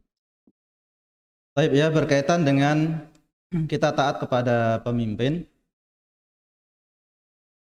Seperti yang disebutkan dalam hadis riwayat Ummu Al-Husain radhiyallahu taala anhu, beliau berkata, ya, ini silakan kalau mau bertanya, silakan sesuai tema atau tidak, boleh-boleh saja. Bagi yang mau bertanya ya. Hajjatu ma'a Rasulillah sallallahu alaihi wasallam qaulan katsira. Katanya, saya berhaji bersama Rasulullah sallallahu alaihi wasallam, berarti di sini ketika haji wada. Karena Nabi beliau berhaji itu hanya 1 kali ya. Ketika beliau sudah berada di Madinah itu hanya satu kali saja. Berbeda dengan umroh. Beliau sebelum berhaji umroh sampai 4 kali. Baru terakhir beliau berhaji itu ketika haji wada, haji pamitan. Setelah itu beliau meninggal dunia. Makanya dinamakan haji wada, haji terakhir, berpamit karena setelah itu meninggal dunia. Ya, dari sini bolehnya kita umroh dulu, setelah itu berhaji. Bagaimana yang dilakukan oleh Rasulullah Sallallahu Alaihi Wasallam. Satu sisi untuk pembelajaran bagi kita juga, ketika sudah umroh sekali ternyata kok salah, nah berarti kan jangan sampai nanti ketika haji salah itu. Dan umroh bisa berkali-kali ya kita melakukannya. Dari segi waktu juga cepat, hari ini daftar mungkin bulan depan bisa berangkat. Tapi kalau haji kan lama, sekarang daftar mungkin 15 tahun baru berangkat. Itu. Makanya lebih bagus memang umroh dulu ya, baru setelah itu haji. Ini kalau dari segi apa yang dipraktekkan oleh Rasulullah Sallallahu Alaihi Wasallam. Ya, beliau umroh dulu. Jadi ketika haji wada, Ummu Al-Husain beliau berhaji bersama Nabi.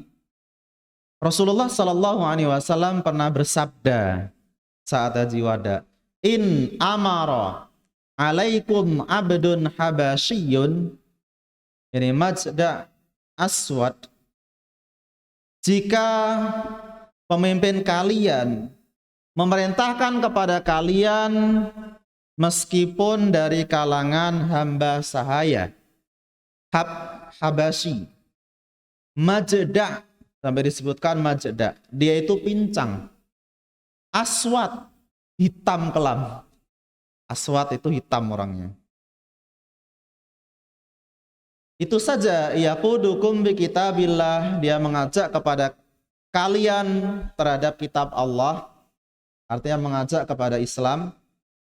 Fasma'u wa ati'u, maka hendaklah kalian mendengar dan hendaklah kalian mentaati. Al-Imam An-Nawawi rahimahullahu ta'ala dalam Syarah Muslim jilid 9 halaman 47, beliau mengatakan, madama yaquduna bi kitabillah, makna selama pemimpin tersebut mengajak kepada kita terhadap kitab Allah, maknanya adalah madamu mutamassikin, yaitu selama pemimpin-pemimpin tersebut berpegang teguh ya atau mengajak kepada kita untuk mengikuti agama Islam. Itu saja. Wa du'a ila kitabillah, dan juga menyeru kepada kitab Allah. Ala ayyi halin kanu fi anfusihim, meskipun keadaannya bagaimana saja. Ya, entah dia berbuat baik, buruk, dolim, keadaannya apa saja yang ada pada dia, fi anfusihim wa adyanihim, bahkan keadaan agamanya, keadaannya seperti apa, wa akhlaqihim, bahkan kaitannya akhlaknya, keadaannya apa saja, tetap saja kita harus mengikuti atau mentaati apa yang dia perintahkan. Ya, arti akhlaknya seperti apa saja, maksudnya baik buruk mungkin dia lakukan, tapi tetap saja kita harus mentaatinya selama tidak merintahkan kepada maksiat. Wala yashuqu alaihim al-'asa bal idza dhaharat minhum al-munkarat wa'adhu wa dzukiru. Ya, jangan mempersempit mereka dengan tonggak atau tongkat al-'asa. Ya, artinya jangan sampai kita melawan. Bahkan ketika muncul kemungkaran-kemungkaran kepada mereka, kalau muncul kemungkaran, wa'idhu, maka hendaklah dinasehati. Berarti di sini nasihat bukan berarti dicela atau diperangi, tidak, tapi dinasehati dengan baik. Wa dzukiru, dan diingatkan. Bahkan kalau kita lihat seburuk-buruk pemimpin yang dia muslim, dia buruk, itu pun tidak seburuk Fir'aun. Fir'aun saja yang dia jelas keburukannya, parah sekali keburukannya, mengaku-ngaku sebagai Rabb, ya. Itu saja Nabi Musa alaihissalam, beliau disuruh oleh Allah untuk mendakwai dengan lemah lembut. Ya. Makanya disebutkan idhaba ila Fir'aun, innahu tagha. Pergilah kalian berdua, yaitu Musa dan Harun, kepada Fir'aun, karena dia telah melampaui batas. Dia sendiri juga bukan muslim, ya, orang kafir, melampaui batas, mengaku dirinya sebagai Rabb. Ada nggak sampai sekarang orang mengaku dirinya sebagai Rabb? Ya, ya Fir'aun itulah yang ada. Itu saja. Faqula lahu qawlan layyina. Ya, katakanlah wahai Musa dan Harun, katakan kepada mereka, kepada Fir'aun, dengan perkataan yang layyina, perkataan yang lembut. Padahal sudah paling parah orang pemimpin tersebut. Itu harus dengan lemah lembut. La'allahu yatadzakkaru aw yakhsha. Mudah-mudahan dia itu bisa ingat atau takut. Ini di dalam menasehati untuk secara lemah lembut, tidak boleh dengan keras atau diperangi, tidak boleh. Bahkan dikisahkan di dalam biografi Harun ar-Rasyid, ya. Ketika itu ada yang bertanya, dia berkata kepada Harun ar-Rasyid bahwasanya, dengarkan, saya akan menasihati Anda dengan nasihat yang keras. Ya. Apa jawaban Harun ar-Rasyid? Beliau mengatakan, la, ya, saya nggak mau mendengarkan. Kenapa? Karena ada orang yang lebih buruk daripada saya, sedangkan yang menasihati itu lebih baik daripada Anda. Ya, itu saja diperintahkan untuk lembut. Faqula lahu qawlan layyina. Ya. Artinya siapa yang lebih buruk daripada saya, kata Harun ar-Rasyid? Yang lebih buruk adalah Fir'aun. Bahkan yang menasihati adalah orang yang lebih bagus daripada Anda. Siapa? Musa, Harun, Nabi. Lebih bagus daripada Anda ini. Itu saja Allah merintahkan kepada Musa untuk berlemah lembut atau berkata dengan perkataan yang lembut.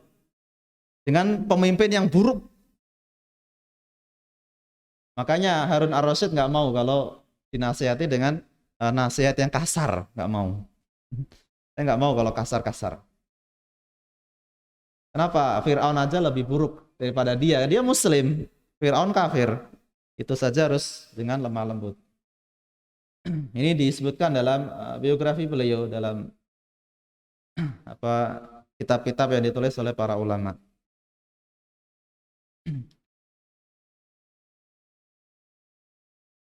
Saya sudah waktunya. Masih ada berapa menit? Ya, silakan bagi yang mau bertanya, tafadhol. Mungkin 1 atau 2 orang, silakan. Setelah itu kita tutup. Kira-kira ada yang bertanya? Oh, ini ada di kertas. Itu bertanya. Oh, panjang. Bagaimana menyikapi himbauan pemerintah untuk tetap berada di rumah atau tidak keluar, sedangkan kita memiliki hajat untuk keluar rumah, seperti mencari nafkah. Bagaimana sikap kita yang mesti di dalamnya mencari nafkah untuk keluarga atau taat pada pemimpin. Ya, rata-rata kita disuruh di dalam rumah tapi juga masih dibolehkan kok ya, masih dibolehkan untuk mencari nafkah. Artinya boleh untuk keluar rumah kalau ada hajah ya atau kebutuhan yang sangat mendesak. Maka di sini tetap kita taati. Adapun keluar rumah itu karena ada hajah, ada kebutuhan yang mendesak. Maka silakan kalau memang tidak ada hajah tetap di rumah, kalau ada hajah maka bisa keluar. Ya, seperti mencari kebutuhan. Kalaupun nanti sudah keluar ternyata kena wabah juga, yaitu sudah qadarullah wa masya fa'al. Tapi kalau untuk saat ini karena wabah sudah menurun dan dibolehkan untuk keluar rumah tapi tetap mengikuti protokol kesehatan, maka kita bisa mentaatinya. Ya, dan kita juga longgar untuk keluar rumah. Bahkan sekarang kan sudah boleh dibuka seperti restoran atau rumah makan atau yang lainnya. Bahkan sekolah-sekolah juga sudah dibuka ya secara offline. Ala kulli hal karena sudah dibolehkan maka kita boleh keluar rumah. Ya, kemana saja pun juga sekarang longgar. Sudah tidak seperti saat kuat wabahnya. Ya, kita bersyukur pada Allah karena sekarang sudah banyak sekali penurunan ya, kasus tersebut. Nah, itu yang jawaban yang bisa saya jawab untuk pembahasan ini. Allah taala a'lam. Antum kayak mau nanya tadi ya? Ya. Waalaikumsalam warahmatullahi wabarakatuh.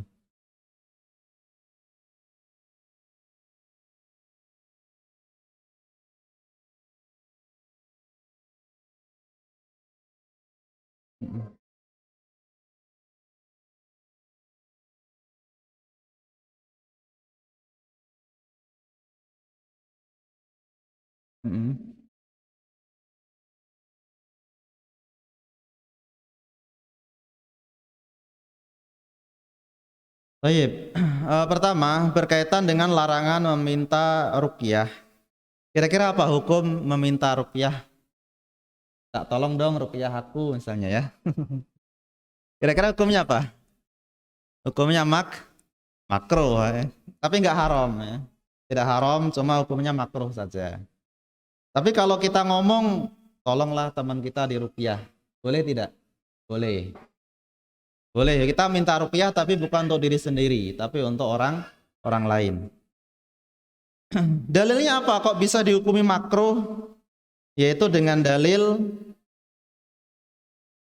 nanti ketika di hari kiamat mereka ada 70 dari umat Nabi, 70.000 ya dari umat Nabi, mereka adalah yadkhulunal jannah ya tanpa adab, tanpa hisab.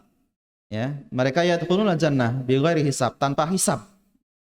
Ternyata yang 70 orang, 70.000 dia tanpa hisab, mereka adalah hum la yastarqun. Mereka tidak meminta ruqyah, apalagi mereka tidak tatoyur.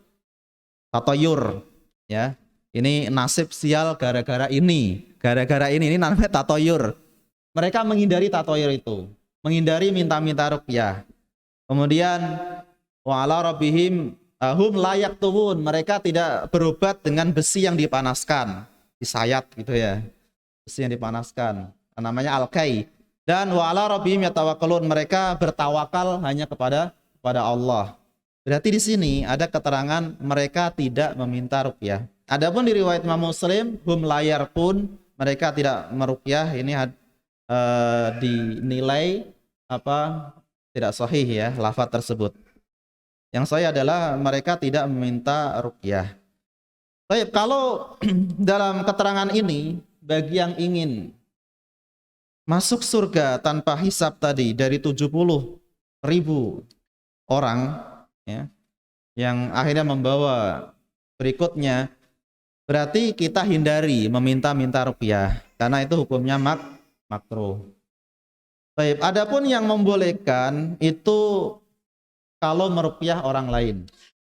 Kalau meruqyah orang lain boleh. Misalnya malaikat Jibril alaihissalam ketika itu datang kepada Nabi SAW dan Rasulullah saat itu sakit. Ya, sakit. Beliau terkena sihir oleh Yahudi. Siapa? Labid bin A'sam al-Yahudi ya. Apa kata malaikat Jibril? Ala urqika. Wahai Muhammad, saya ruqyah ya. Saya ruqyah Anda. Ya, urqika, saya ruqyah Anda. Jadi ini inisiatif sendiri orang yang mau meruqyah. Lalu Nabi SAW beliau akhirnya mau dan beliau diruqyah oleh malaikat Jibril dengan ucapan Bismillahi arqiq, Allahu yashfik min kulli syai'in yu'dzik. Ya, dalam hadis yang sahih riwayat Imam Muslim atau yang lain. Nah, itu menunjukkan bahwasanya kalau dia inisiatif sendiri mau meruqyah orang lain, maka silahkan. Ya, silahkan, nggak usah ditolak. Benar, nggak usah ditolak. Kalau ada yang ruqyah, saya ruqyah ya Anda ya, sudah terima aja. Jangan nanti kalau saya nggak masuk 70.000 golongan, ini kan dia nggak minta, tapi ada orang lain yang inisiatif ingin meruqyah Anda. Seperti ini, ambil kesempatan tersebut, nggak masuk larangan. Jadi wallahu taala alam, kalau yang kaitannya boleh tidaknya, pada asalnya tidak haram. Ya, hukumnya tidak haram meminta ruqyah, tapi makruh itu kalau untuk diri sendiri.